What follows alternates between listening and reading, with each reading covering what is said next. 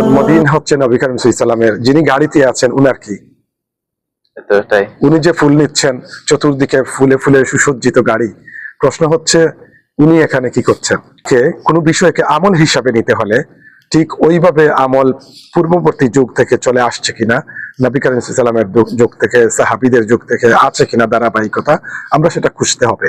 তো এইরকম ফরমেশন, বিশেষ ফরম্যাটে আমরা মিলাদের আয়োজন আমরা দেখি না। লাকাদ কানা লাকুম ফি রাসূলিল্লাহি উসওয়াতুন হাসানা, মুহাম্মদ সাল্লাল্লাহু আলাইহি সাল্লামের নিকট তোমাদের জন্য আমি সর্বোত্তম আদর্শ রেখেছি।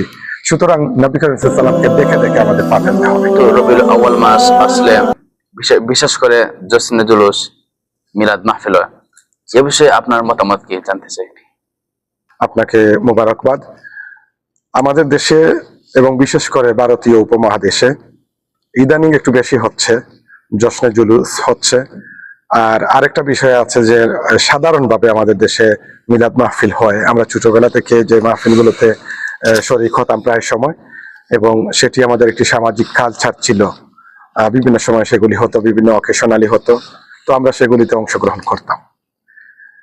তো বিষয়টি হলো, আসলে আমরা যখন কুরআন এবং সুন্নাহর আলোকে কোনো বিষয়ে আলোকপাত করব, তখন আমাদেরকে সুন্নাহর আলোকে আমাদেরকে হাঁটতে হবে।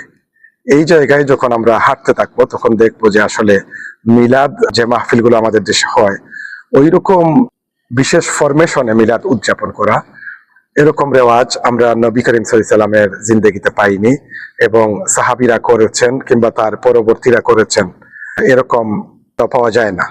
এই হলো একটা বিষয়। আমি বলতেছি এই যে বিশেষ ফরমেশন দেওয়া, যে নির্দিষ্ট একটি প্রক্রিয়ার মধ্যে কিছুক্ষণ আমরা বসে পড়লাম, কিছুক্ষণ দাঁড়ালাম, এইরকম আমরা সাধারণত পাই না।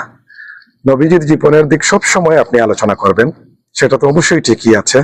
এবং এই যে বিশেষ রূপ দান করা যে মিলাদ আমাদের মাহফিল বাংলাদেশে চলে, এইগুলাতেও ইসলামের বাইরে কোনো কিছু করা হয় না, আসলে ভেতরেই করা হয়।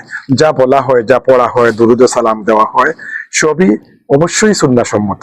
কিন্তু এই যে বিশেষ প্রক্রিয়াটা, প্রশ্ন হচ্ছে মানে প্রক্রিয়ার ব্যাপারে। প্রক্রিয়া বলতে যে আমি বলি, যেহেতু এই দিন আসলে মানে মাহফিল হয় এবং মিছিল হয়, এটা আরেকটা দিক। আমি এর আগের অংশে আছি, এইটাতেও যাচ্ছি। আমি বলতেছি যে ওই যে মিলাদ যেগুলো গ্রামে গঞ্জে হয় আর কি, সেটার কথা বলতেছি।